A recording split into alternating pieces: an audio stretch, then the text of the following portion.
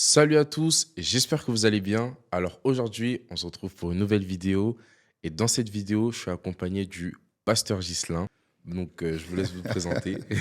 Merci Clayton. Voilà, je suis pasteur Ghislain, pasteur de Impact Centre Chrétien en RDC, donc Royaume des cieux, tu vois, pas Enfin, République démocratique du Congo, mais bon. hmm, J'aime bien dire Royaume des cieux, marié depuis 20 ans, hein, quand même déjà. waouh. Voilà, et puis trois merveilleux enfants.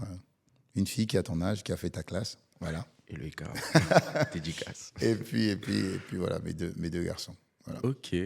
Du coup, dans cette vidéo, nous allons parler des 7 endroits où le sang de Jésus-Christ a coulé. Pour cela, comme intervenant, nous avons le pasteur Ghislain qui va nous conduire dans ce thème. Alors déjà un thème très important de savoir le pourquoi ou encore les bénéfices du sang de Jésus. Ouais, des fois, nous avons le nom de Jésus, c'est important, mais nous avons aussi le sang de Jésus qui est une arme extraordinaire. Donc le fait que les chrétiens soient un petit peu conscients de la puissance qu'il y a dans le sang nous permet vraiment d'être épargnés de beaucoup de maux, de beaucoup de types de maladies, d'infirmités, de sentiments, de découragement, d'apitoiement, d'abattement. Parce qu'en Christ, nous avons, la Bible dit dans le livre de Colossiens, que nous avons tout pleinement en Christ Jésus. Donc juste déjà en petite anecdote, Jésus, à un moment donné, parle avec Nicodème, un docteur de la loi, et Jésus fait référence à une histoire qui s'est passée dans le désert quand le peuple d'Israël était avec Moïse.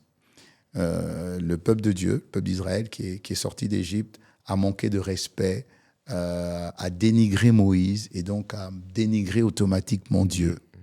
Et ce qui s'est passé, c'est que Dieu a permis que des maladies viennent sur le peuple d'Israël, le peuple élu.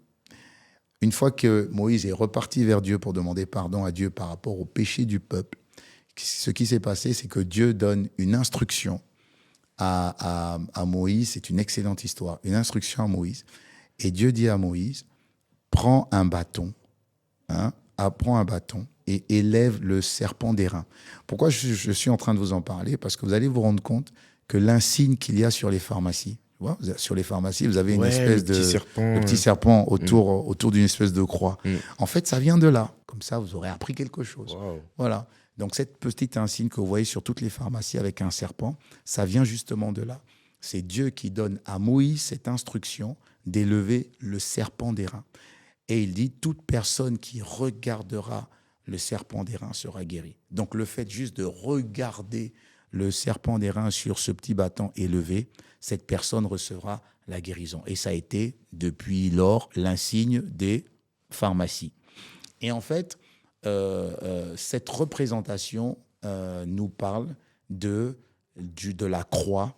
Ah, donc c'était une préfiguration. Exactement. C'était une préfiguration de l'œuvre achevée de Christ à la croix. En fait, il faut comprendre que le sang de Jésus, son sang, a coulé 7 fois. Et dans le domaine spirituel, le sang a une valeur, en fait. Le sang est comme une monnaie d'échange. Donc, le sang de Jésus a énormément de valeur. Pourquoi? Parce que c'est un sang qui n'a jamais péché. Ce sang n'a pas de péché du tout. Pourquoi ce sang n'a pas de péché? Parce que Jésus est né de Dieu. C'est vrai qu'il est sorti par Marie, mais la semence de Jésus vient de Dieu. Donc le sang de Dieu n'a pas de péché. Et donc il n'y a que ce sang-là qui pouvait racheter l'humanité des péchés dus à la conséquence de la désobéissance de Adam et Ève. Et donc, dans l'histoire de la croix, donc il y a même eu la passion du Christ et tout ça, Mhm. mais en réalité, dans l'histoire de la croix, on remarque que le sang de Jésus a coulé 7 fois. Et chaque fois que le sang de Jésus coulait, nous étions rachetés ou nous étions libérés d'une infirmité, d'une condamnation due au péché de nos pères depuis Adam et Ève. La première fois que le sang a coulé, c'était à Gethsémane. Gethsémane est comme un jardin. Pourquoi le jardin? Parce que l'homme a été déchu, l'homme a perdu son pouvoir, sa domination sur la terre dans un jardin, ce qui était le jardin d'Éden. Ok? C'est là où le diable a pris le pouvoir, entre guillemets, a arraché le pouvoir entre les mains de Adam et Ève. Et donc, il fallait aussi que ce soit dans un jardin que Dieu rétablisse toi, moi et toute l'humanité qui croit en lui dans sa pleine domination. Quel chef-d'œuvre. T'as vu, hein, c'est magnifique. Oh là là. Et donc, c'est à Gethsémanée que Jésus va prier. Pour ceux qui connaissent un petit peu la Bible, Jésus va prier un soir et il souffre et il a besoin de l'aide de Pierre, Jacques et Jean. Et donc, il va voir Pierre, Jacques et Jean et puis il leur dit, mais il les trouve endormis. Il les dit, mais vous pouvez même pas prier avec moi, ne serait-ce qu'une heure.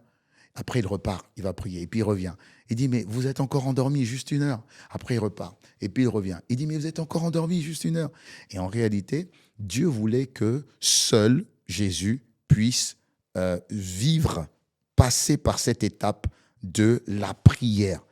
Et il a tellement prié pour que la volonté de Dieu s'accomplisse. Parce qu'il a dit, Seigneur, non pas ma volonté, mais que ta volonté soit faite.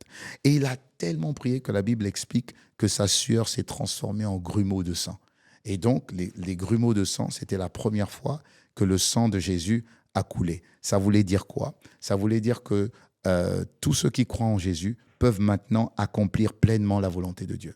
Okay? Ça voulait dire quoi aussi? Ça voulait dire que c'est la délivrance de tout ce qui est souffrance. Tu souffres pour finir tes études. Jésus t'a délivré de ça. Tu souffres pour trouver un travail. Jésus t'a délivré de ça. Tu souffres pour avoir une promotion. Jésus t'a délivré de ça. Donc, en réalité, la première fois que le sang de Jésus a coulé, c'était pour nous racheter de tout ce qui est souffrance en ce qui concerne l'accomplissement de la volonté de Dieu et en ce qui concerne la réussite de ta vie, qu'elle soit professionnelle ou qu'elle soit simplement ta vie entière. Donc, n'oublie pas. La première fois que le sang de Jésus a coulé, c'est pour que tu puisses désormais avoir la possibilité de réussir ta vie. La deuxième fois que le sang de Jésus a coulé, c'est qu'il a donné son dos. Alors, ce qui est particulier, c'est qu'il a reçu 39 coups. La Bible dit, Jésus a reçu 40 coups moins 1, qui veut dire 39. Okay. Alors, pourquoi il a donné son dos pour recevoir 39 coups de fouet? Et chaque fois qu'il recevait un coup de fouet, il y avait des clous d'épines. Donc, ces fouets lui arrachaient la peau. On le voit bien dans la Passion du Christ. Et donc, il criait 39 coups, pas 35, pas 45, mais 39. En fait, en faisant des recherches, on s'est rendu compte que toutes les maladies qui existent dans ce monde sont classifiées dans 39 catégories. Waouh. Ah oui, 39 catégories. Peu importe la maladie que tu as, les médecins ont classifié ces maladies dans 39 domaines. Donc Jésus avait déjà cette vision que peu importe la maladie que tu as, cette maladie, je les ai portées sur mon dos. Tout est prophétique. Tout est prophétique dans l'œuvre achevée. Voilà pourquoi on appelle, c'est un chef-d'œuvre achevé par Christ à la croix. Ça signifie par là que ta vie de défaite, si tu avais peur, si tu étais dans la servitude, ça signifie que des fois tu travailles beaucoup, mais tu ne gagnes pas ton argent en fait.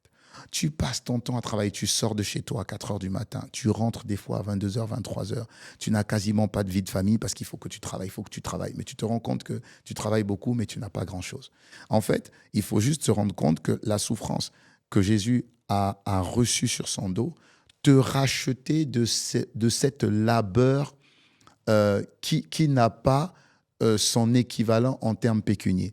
La Bible dit, vous gagnerez votre pain à la sueur de votre front. En réalité, ça, c'était une condamnation. Aujourd'hui, tu peux travailler et bien gagner ta vie. Pourquoi? Parce que Jésus a souffert pour toi. Tu n'as plus à souffrir dans un domaine où Jésus a souffert. Tu n'as plus à subir la souffrance d'un sida, la souffrance d'un Covid, la souffrance d'une maladie de l'anémie, par exemple. Tu n'as plus à souffrir de la sciatique, des calculs. Tu n'as plus à souffrir des règles douloureuses. Quand tu es conscient que Jésus a déjà souffert pour toi, peu importe ta souffrance et ta douleur, Jésus a souffert à ta place parce qu'il a pris toutes les maladies dans les 39 catégories qui existent. Donc, c'est très important. Ne pas le savoir fait de toi quelqu'un qui va souffrir. Parce que la Bible dit que mon peuple périt parce qu'il lui manque la connaissance. Donc, ce n'est pas la faute de Dieu. Dieu a déjà payé. Il l'a mis sur la table. Maintenant, c'est à toi de venir te servir. OK? Et donc, quand tu souffres quelque part, tu dis, Seigneur, je brandis le sang de Jésus dans ce domaine, dans le domaine où tu as donné ton dos. Parce que tu as donné ton dos et tu as souffert à ma place, je n'ai pas à souffrir doublement parce que tu as pris ma souffrance. Donc, n'oubliez pas que le fait qu'il ait pris, que le sang est coulé sur son dos, ça veut dire que toute forme de maladie, toute forme de captivité, toute forme de souffrance, tu en es libéré. La troisième fois où le sang de Jésus a coulé, c'est la couronne d'épines. On lui a pris une couronne d'épines et on lui a cloué cette couronne d'épines, on l'a enfoncée sur son crâne. Tu t'imagines la souffrance. Ça signifie que son sang a coulé sur sa tête de tous côtés. Et ensuite, les Romains se sont moqués de lui en disant « Ah, ben il est là le roi des Juifs, il est là le roi des Juifs. » C'est pas grave. Jésus a pris cette couronne et il l'a acceptée sur ta tête. Pourquoi ? Parce que qu'est-ce qu'il y a sur la tête ? C'est très important. Sur la tête, c'est tout ce qui est limitation mentale. Tu vois, tout ce qui est Alzheimer, tout ce qui est maladie au niveau du cerveau, tout ce qui est perte de mémoire. Voilà. Toutes les limitations en termes d'intelligence, tu oublies Pensée beaucoup. impure, comme Pensée impure, voilà, pensée impure. Par rapport à Philippiens 4, versets 6 à 8, il faut bien le lire. Philippiens 4, versets 6 à 8, vous avez la solution pour changer de mentalité ou vous guérir de toute pensée impure, toute forme de pensée. Dans Philippiens 4, versets 6 à 8, vous avez la solution. Donc, dans la couronne d'épines, il y avait aussi tous les blocages mentaux, tout ce qui est oppression, Parce qu'il y a beaucoup de gens qui sont oppressés, toutes les personnes qui ont l'impression de voir des fous. Ça, ce sont des maladies qui attaquent automatiquement le cerveau. Il y a aussi des paralysies qui viennent du cerveau. Parce qu'il y a, par exemple, quand on perd l'équilibre, tu sais que le fait que nous ayons l'équilibre, ça vient d'un organe qui est au niveau du cerveau. Donc, si tu as du mal à marcher, tu peux dire que par le sang de Jésus qui a coulé, Jésus a souffert parce qu'il a reçu cette couronne d'épines sur sa tête. Par rapport au sang qui a coulé et à cette souffrance qu'a ressenti Jésus, j'ordonne à la souffrance ou à ce manque ou à cette limitation au niveau de mon cerveau de me lâcher au nom puissant de Jésus. Et ces démons-là, ces oppressions-là, entendent le sang de Jésus et vous lâchent automatiquement. OK ? Donc ça, c'est sur la couronne d'épines. Donc tout ce qui est maladie, oppression mentale, perte de mémoire, folie, céphalée, tout ça, Jésus a pris. Ensuite, la quatrième fois où le sang de Jésus a coulé, ça c'est particulier, c'est qu'on lui a arraché la barbe. Ok, on lui a arraché la barbe et encore. Oui, mais il faut comprendre à l'époque que signifie avoir une barbe pour un juif. c'est la dignité, je crois. Exactement. Et c'est précieux pour un juif d'avoir la barbe, en fait. La barbe représente la dignité, représente le respect, représente l'honneur. Donc, quand on arrache la barbe d'un juif, ça signifie que c'est le déshonneur, c'est la honte, c'est la confusion. Ça signifie que tout ce que tu as vécu comme confusion, tout ce que tu as vécu comme abattement, tout ce que tu as vécu comme honte, donc ça peut être des viols, ça peut être des moqueries, ça peut être des injustices. Donc, tu parlais dans une de tes émissions qu'on a fait ensemble, tu parlais des problèmes, des traumas, tu vois, tous des blessures intérieures. Exactement. Parce que ces blessures intérieures impactent ta manière de penser. Et donc, tu penses que tu n'es plus capable. Tu te crois incapable. Tu te crois faible. Tu te crois abattu. Tu te crois zéro, nul, bon à rien. En fait, le sang de Jésus a coulé pour que tout ce que tu te crois incapable vienne sur la vie de Jésus et que Dieu maintenant te donne sa capacité. Dieu te donne son honneur. Dieu te donne sa joie. Dieu te donne sa foi.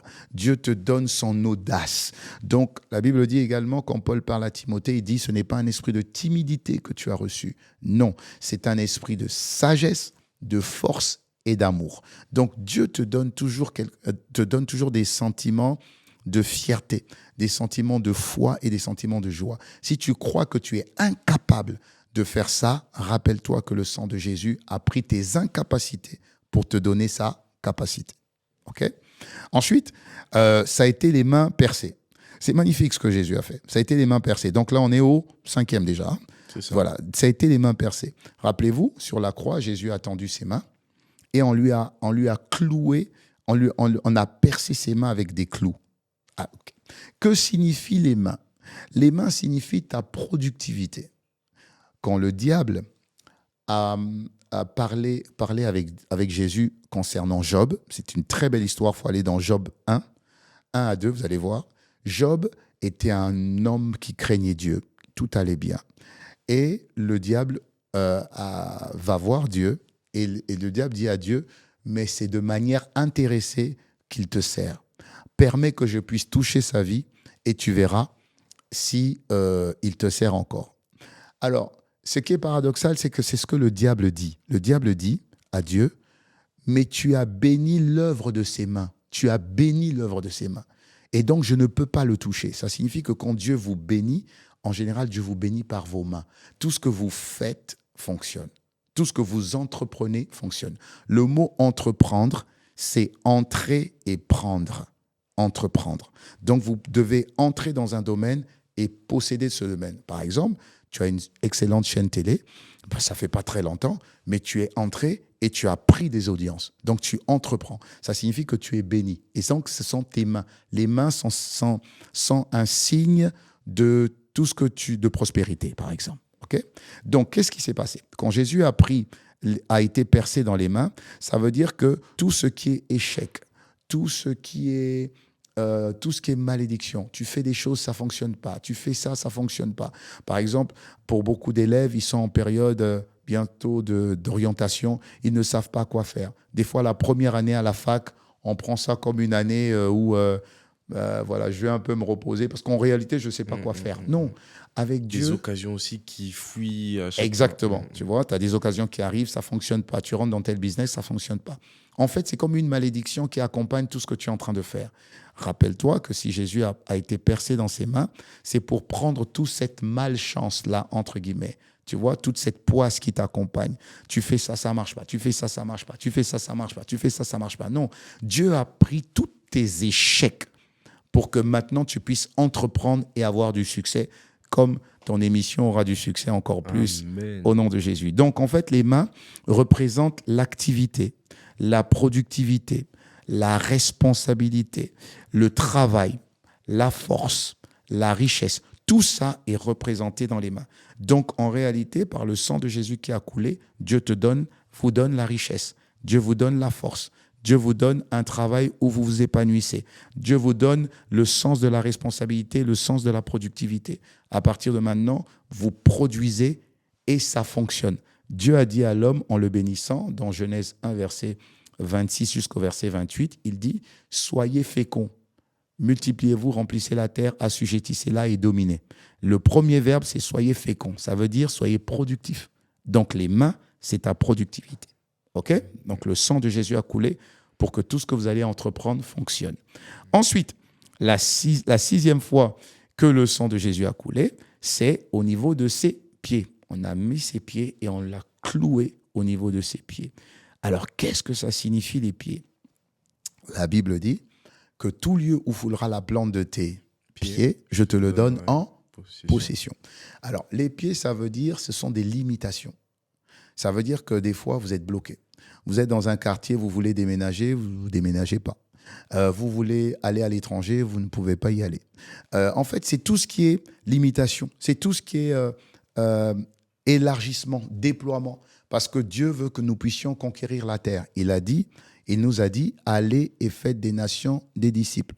Vous recevrez la puissance du Saint-Esprit et vous serez mes témoins à Jérusalem, en Judée, en Samarie et jusqu'aux extrémités de la terre. Ça veut dire que ce sont des pieds. Ça veut dire que Dieu veut qu'on puisse aller partout.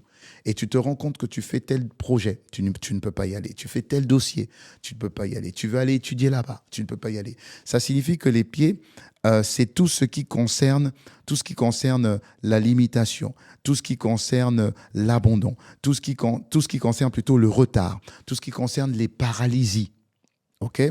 Tout ce qui concerne aussi les maladies de pied, tout ce qui concerne la domination territoriale. Ça veut dire que quand il dit « allez et faites des nations des disciples », il faut savoir que dans ce monde, il y a 7 domaines. 7 domaines. On appelle ça des domaines territoriaux ou des domaines d'influence. Il y a la politique, il y a la religion, il y a la famille, il y a le sport, il y a le commerce, Il y en a 7. Voilà. En gros, il y en a 7. On les appelle les 7 domaines d'influence. Ce sont ces 7 domaines dans lesquels les sociétés fonctionnent. Par exemple, toi, tu es dans le domaine des médias. Ouais, C'est un domaine. c'est ça. OK? Et donc, il faut que dans le domaine des médias, dans ton domaine, tu puisses également t'étendre. Tu puisses avoir de plus en plus d'influence. Et donc, quand tu sens que des fois tu fais des efforts et que ça ne fonctionne pas, tu peux invoquer le sang de Jésus parce que tu dis que le sang de Jésus a coulé des pieds. Si le sang de Jésus a coulé des pieds, ça signifie que toute forme d'instabilité, je Tout ce n'en qui est veux pas. stagnation. Exactement. Je sors de la stagnation, je sors de la lenteur, je sors du retard, je sors des limitations, je sors des paralysies. Tout ce qui est blocage et qui t'empêche de te déployer et d'aller au-delà de ce que même tes pensées auraient pu te donner. OK? Voilà. Et ensuite, pour finir, 7e point, où le sang de Jésus a coulé, on a pris un Romain a pris une perche et lui a percé le côté. Voilà, a percé le côté. Et la Bible dit que du sang et de l'eau sont sortis de son côté. Pourquoi le sang sur le côté, ça signifie quoi? Ça signifie toutes les personnes qui ont été trahies, parce que ça touche à ton cœur. Ton cœur est touché. On t'a trahi, on t'a accusé, on t'a rejeté. Et on revient encore sur les blessures intérieures. Voilà, les blessures intérieures, tu peux aussi invoquer le sang de Jésus parce que Jésus a été blessé. Jésus a été humilié. C'est le Fils de Dieu. On lui a craché dessus. Il est venu pour nous, Clinton. Jésus est venu pour nous. Jean 3, verset 16, la Bible dit, car Dieu a tant aimé le monde qu'il a donné son Fils unique afin que quiconque croit en lui ne périsse point, mais qu'il ait la vie éternelle. Donc Dieu nous a aimés et Dieu a envoyé son Fils. Alors nous, comment on a reçu son Fils? On lui a craché dessus. On l'a frappé, On l'a giflé. on l'a giflé, on l'a puni. Alors si ça, c'est pas un rejet, je viens pour vous sauver et, Alors, j'avoue. et vous me recevez comme ça. Donc tu vois, donc Jésus a pris toutes les blessures et c'est pas fini. On l'a cloué à la croix, c'est une honte. C'était la mort la plus ignoble pour les Juifs et pour les Romains. Mais il a accepté. C'est pas fini. Quand il a été cloué, on l'a déshabillé. Donc tout ça, c'est trahison, honte, rejet, tristesse, confusion, abandon, mépris, déception. Donc chaque fois que vous vous sentez déprimé, déçu, trahi, abusé, chaque fois que vous vous sentez comme ça, rappelez-vous que le sang de Jésus a coulé sur le côté et il a pris cette souffrance. Et comme il a pris cette souffrance, cet esprit n'a plus le droit de posséder votre cœur. Ça n'a plus le droit. Donc il faut rejeter ça en fait. Il faut mettre le sang de Jésus sur... Quand on te trahit, mets le sang de Jésus sur toi. Tu ne ressentiras plus la trahison. Quand on te rejette, mets le sang de Jésus sur toi. Tu ne ressentiras plus le rejet. C'est les 7 domaines dans lequel le sang de Jésus a coulé. Voilà pourquoi ils ont fait une image parallèle avec la pharmacie. À la pharmacie, je suis déprimé, on va aller me donner, on va te prescrire un antidépresseur. Tu vois, j'ai mal quelque part, la pharmacie te donne une prescription. En réalité, la pharmacie du ciel, C'est Jésus. c'est le sang de Jésus Ouais. qui a coulé cette fois, en fait. Tu vois? Parce qu'à un moment donné, tu vas devenir dépendant et addict des médicaments. Et tu vas être addict des antidépresseurs. Ce n'est pas le but. L'Europe est l'un des premiers pays qui consomme de plus d'antidépresseurs. Parce qu'on déprime sur tout et on est pressé de partout. Donc on est entouré de déprimés. Ah, il faut juste aller auprès du sang de Jésus. Tu invoques le sang de Jésus dans l'un des 7 domaines en fonction de tes mots et tu auras la guérison. Waouh. Waouh, waouh, waouh. Voilà. Franchement, tellement édifiant. C'est incroyable. Et j'espère que vous avez noté ces 7 points. Mais pour finir, pasteur, j'ai comme une colère sainte qui naît en moi par rapport à tout ce que vous avez dit, dans le sens où j'ai l'impression que je suis concerné par certaines choses que vous avez énoncées. Est-ce que c'est normal que je ressente ça? Oui. Ça veut dire que ton cœur... en fait, à l'intérieur de nous, la Bible dit, le monde attend avec un ardent désir la révélation des fils de Dieu. Ça veut dire que à l'intérieur de chaque être humain, il y a un désir d'épanouissement, un désir d'être épanoui. Tu sais, quelle est la devise de la France? Liberté, égalité, fraternité. OK. Mais le ciel aussi a une devise. Ça veut dire que en France, on prône l'unité, l'égalité pour tous et la fraternité. C'est ce que, normalement, l'État se bat pour donner à tout citoyen français, n'est-ce pas? OK. Mais est-ce qu'aujourd'hui, il y arrive? Non. Alors, le royaume de Dieu a aussi sa devise. C'est quoi? Le royaume de Dieu, c'est la paix, c'est la joie et c'est la justice. Ça veut dire justice pour tous, paix pour tous et joie pour tous. La différence avec la République, c'est que la République est conduite par des hommes. Le royaume de Dieu est conduit par Dieu et Dieu ne ment pas. Quand Dieu dit « je vous apporte la paix, la joie et la justice », c'est qu'il n'y a que Dieu qui peut vous donner une vie de joie, de paix et de justice. Et donc, comme Dieu a créé l'homme, l'homme à l'intérieur de lui a besoin de la paix, de la joie et de la justice en fait. Et donc, quand je te parle de ça, ton cœur est en train de dire « c'est ça que je veux, c'est ça que je veux, c'est ça que je veux ». Voilà pourquoi ça t'interpelle. Et je crois que ça interpelle et ça va interpeller. Tout le monde, à un moment donné, sera interpellé. J'ai aussi été interpellé par ça. Je voulais une vie juste. Je voulais vivre en paix, en fait. Je ne voulais pas vivre en faisant semblant. Je voulais juste avoir la paix. Je voulais être joyeux et je voulais vivre ma vie juste. Et donc, chaque fois que l'on n'apporte pas ça, il y a toujours ce sentiment que tu viens de recevoir. Ok. Bon, en tout cas, ce serait bien qu'on puisse prier pour toutes ces personnes qui veulent assouvir ce besoin de prendre cette grâce du sang de Jésus qui a coulé cette fois. Ça serait bien que vous puissiez prier pour toutes ces personnes-là. Seigneur Père, merci. Merci encore une fois pour cette émission. Seigneur, c'est toi qui as voulu t'adresser à tous tes enfants qui nous suivent, qui suivent cette émission. Nous ne sommes que des porte-paroles de ce que tu voulais envoyer comme message. Seigneur, si dans notre société actuelle, nous avons des pharmacies, mais en réalité, chaque pharmacie nous rappelle l'œuvre achevée de Christ à la croix. Seigneur, tu as fait couler ton sang 7 fois afin que nous ayons les pleins bénéfices, Seigneur, de ce sacrifice à la croix. Ton sang a coulé, Seigneur, à Gethsémane pour que nous puissions enfin accomplir notre destinée et que nous soyons délivrés de toutes nos souffrances. Ton sang a coulé, Seigneur, sur ton dos pour que nous puissions être guéris de toute forme de maladie, de servitude et de défaite. Ton sang a coulé sur la couronne, quand on t'a enfoncé la couronne d'épines, pour que nous puissions sortir de toute forme de limitation mentale, toute forme de blocage, toute forme de maladie ou d'oppression. Ton sang a coulé quand on t'a arraché la barbe pour que nous puissions sortir de toute forme de honte, de confusion, d'humiliation et de déshonneur. Ton sang a coulé quand on t'a percé les mains pour que nous puissions sortir de toute forme d'inactivité, d'improductivité, d'irresponsabilité. Ton sang a coulé, Seigneur, quand on t'a cloué les pieds pour que nous puissions sortir de toute forme de lenteur, de retard et de paralysie et de manque de domination territoriale. Ton sang a coulé, Seigneur, quand on t'a percé le côté pour que nous puissions être guéris de toute forme de trahison, de toute forme d'accusation, de tristesse et de confusion, de rejet, Seigneur. Alors je prie, Seigneur, que sur la base de ton sang qui a coulé, que tous ceux qui nous regardent reçoivent leur guérison, la guérison de leur âme, la guérison dans leur corps et la guérison dans leur vie, dans le nom puissant de Jésus le Christ. Seigneur, je donne l'opportunité à une personne qui veut également t'accepter et faire partie de cette merveilleuse famille de Dieu que toi tu conduis. Et je vais juste inviter ceux qui veulent ouvrir leur cœur à Jésus de pouvoir répéter cette simple prière afin que votre vie change radicalement. Après que vous ayez fait cette prière, répétez-la après moi. Seigneur Père, me voici devant toi. Merci de m'avoir permis de me connecter à cette émission. J'ai entendu ton sacrifice à la croix. Le Dieu merveilleux que tu es. Tu as accepté de souffrir dans tous les domaines qui me font souffrir aujourd'hui.